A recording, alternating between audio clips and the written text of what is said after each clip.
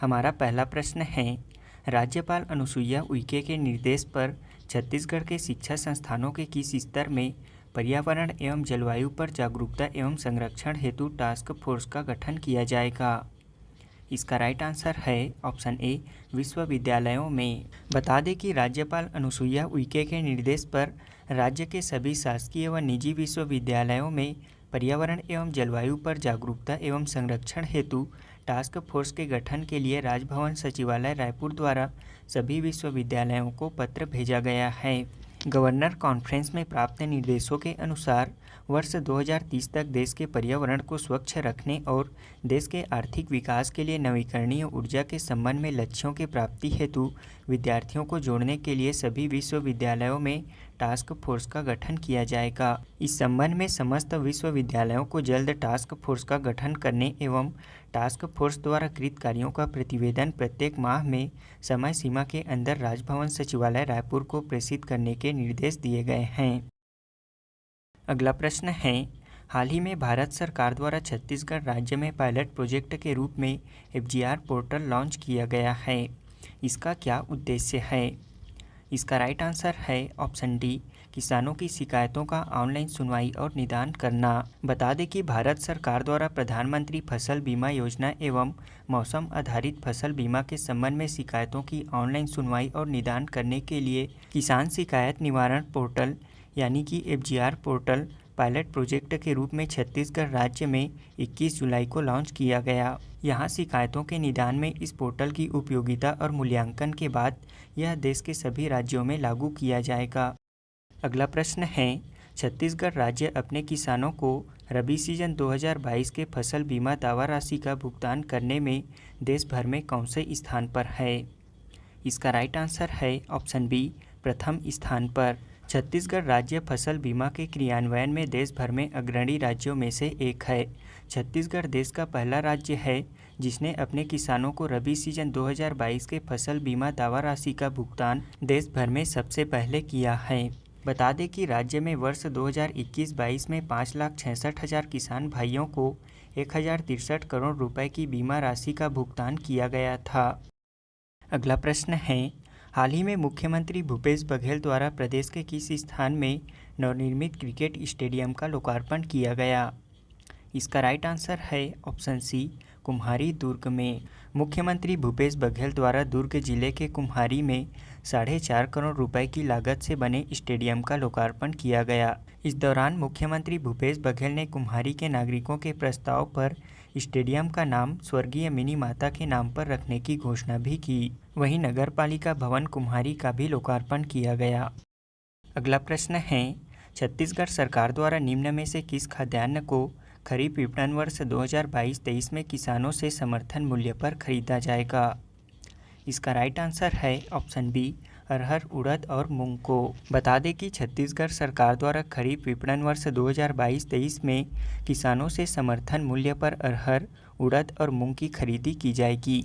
इसका उपार्जन छत्तीसगढ़ राज्य सहकारी विपणन संघ मार्कफेड के माध्यम से किया जाएगा।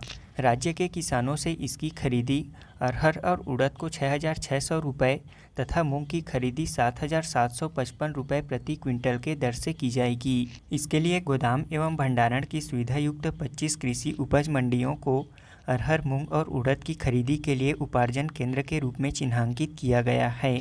छत्तीसगढ़ राज्य कृषि विकास एवं किसान कल्याण तथा जैव प्रौद्योगिकी विभाग मंत्रालय द्वारा राज्य में अरहर, उड़द एवं मूंग फसलों के न्यूनतम समर्थन मूल्य पर उपार्जन के लिए विस्तृत दिशा निर्देश सभी संभागायुक्तों, कलेक्टरों सहित मार्कफेड एवं मंडी बोर्ड को जारी किया गया है। वर्तमान में छत्तीसगढ़ सरकार द्वारा 65 प्रकार के लघु वनोपजों की खरीदी की जा रही है।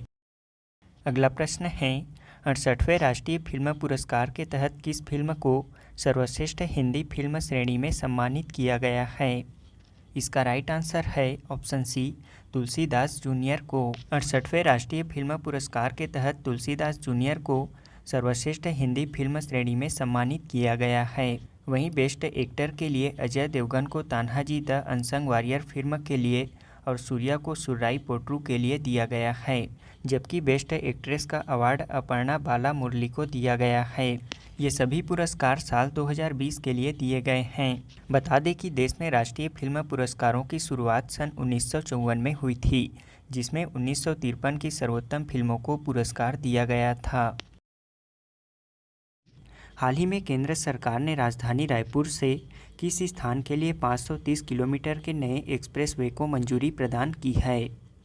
इसका राइट आंसर है ऑप्शन सी, हैदराबाद। अगला प्रश्न है, हाल ही में छत्तीसगढ़ के किस आईपीएस अफसर को बाढ़ग्रस्त गांव में मदद के लिए आपदा प्रबंधन कैटेगरी में नेशनल अवार्ड से सम्मानित किया गया है? इसका राइट आंसर है ऑप्शन बी, संतोष सिंह को। अगला प्रश्न है, नीति आयोग द्वारा जारी इनोवेशन इंडेक्स 2021 में छत्तीसगढ़ राज्य कौन से स्थान पर है? इसका राइट आंसर है ऑप्शन डी, 17वें स्थान पर। अगला प्रश्न है, दक्षिण कोरिया के चांगवांग में आयोजित आईएसएसएफ शूटिंग विश्व कप 2022 में कौन सा देश पदक तालिका में शीर्ष स्थान पर रहा? इसका राइट आंसर है ऑप्शन सी, भारत। अगला प्रश्न है, हाल ही में फोर्ब्स द्वारा जारी रियल टाइम अरबपतियों की सूची में बिल गेट्स को पछाड़कर दुनिया के चौथे सबसे अमीर व्यक्ति कौन बने हैं? इसका राइट आंसर है ऑप्शन ए, गौतम अडानी। अगला प्रश्न है, हाल ही में जारी हेनले पासपोर्ट इंडेक्स 2022 में भारत कौन से स्थान पर है? इसका राइट आंसर है ऑप्शन सी, 87वें स्थान पर। अगला प्रश्न है, केंद्र सरकार ने न्यूनतम समर्थन मूल्य व्यवस्था को मजबूत बनाने के लिए किसकी अध्यक्षता में समिति का गठन किया है? इसका राइट आंसर है ऑप्शन ए, संजय अग्रवाल। अब हम पिछले क्विज का आंसर जान लेते हैं। मदनवाड़ा केस की जांच के लिए किसकी अध्यक्षता में समिति का गठन किया गया था? इसका राइट आंसर है ऑप्शन सी, शंभुनाथ श्रीवास्तव। राज्य में हुए मदनवाड़ा केस की जांच के लिए जस्टिस शंभुनाथ श्रीवास्तव की अध्यक्षता में समिति का गठन किया गया था। बता दें कि राजनांदगांव जिले के मदनवाड़ा में 12 जुलाई 2009 को हुए नक्सली हमले में तत्कालीन पुलिस अधीक्षक वीके चौबे सहित 25 पुलिसकर्मी शहीद हो गए थे। इसकी जांच के लिए इलाहाबाद उच्च न्यायालय के सेवानिवृत्त न्यायाधीश शंभुनाथ श्रीवास्तव की अध्यक्षता में एकल सदस्यीय समिति का गठन किया गया था, जिसने अपनी रिपोर्ट मुख्य सचिव अमिताभ जैन को सौंपी थी। इस एकल सदस्यीय आयोग का गठन 15 जनवरी 2020 को किया गया था। अगला प्रश्न है, कौशल्या मातृत्व योजना के तहत सामाजिक आर्थिक जनगणना में पात्र हितग्राहियों को द्वितीय संतान बालिका के जन्म पर कितने रुपए की एकमुश्त सहायता राशि प्रदान की जा रही है? इसका राइट आंसर है ऑप्शन डी, 5,000 रुपये। छत्तीसगढ़ सरकार द्वारा कौशल्या मातृत्व योजना के तहत सामाजिक आर्थिक जनगणना में पात्र हितग्राहियों को द्वितीय संतान बालिका के जन्म पर 5,000 रुपये की एकमुश्त सहायता राशि प्रदान की जा रही है। अगला प्रश्न है, 6 क्रिकेट विश्व कप खेलने वाली दुनिया की पहली महिला क्रिकेटर कौन बनी हैं? इसका राइट आंसर है ऑप्शन सी, मिताली राज। भारतीय महिला क्रिकेट कप्तान मिताली राज सचिन तेंदुलकर और जावेद मियांदाद के बाद 6 विश्व कप खेलने वाली कुल मिलाकर तीसरी क्रिकेटर हैं।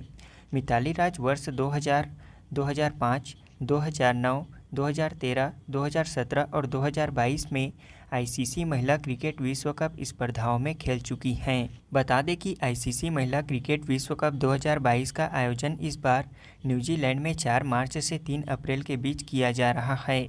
यह इस आयोजन का 12वां संस्करण है। अगला प्रश्न है, एशियाई खेलों के ट्रायल में भाग लेने वाले सबसे कम उम्र के घुड़सवारी एथलीट और एकमात्र भारतीय कौन बने हैं? इसका राइट आंसर है ऑप्शन ए, शशांक सिंह कटारिया। बता दें कि गुड़गांव हरियाणा के निवासी शशांक सिंह कटारिया सबसे कम उम्र के घुड़सवारी एथलीट और एशियाई खेलों के ट्रायल लेने वाले एकमात्र नागरिक हैं। अगला प्रश्न है, जल संरक्षण के क्षेत्र में महत्वपूर्ण कार्यों के लिए विशेष जूरी पुरस्कार से किसे सम्मानित किया गया है? इसका राइट आंसर है ऑप्शन बी, राष्ट्रीय स्वच्छ गंगा मिशन को। राष्ट्रीय स्वच्छ गंगा मिशन को 2 से 3 मार्च 2022 तक वर्चुअल तरीके से आयोजित 7वें भारतीय उद्योग जल सम्मेलन और फिक्की जल पुरस्कारों के 9वें संस्करण में विशेष जूरी पुरस्कार से सम्मानित किया गया है।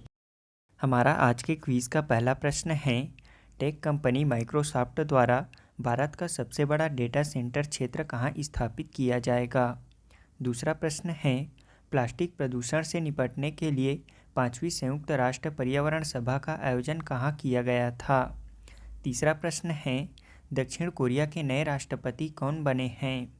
चौथा प्रश्न है, भारत में विश्व स्वास्थ्य संगठन द्वारा जारी दुनिया के सबसे बड़े global centre for traditional medicine की स्थापना कहाँ की जाएगी? पांचवा प्रश्न है, छत्तीसगढ़ के किस स्थान में शहीद गुंडाधुर राज्य स्तरीय तीरंदाजी अकादमी की स्थापना की जा रही है?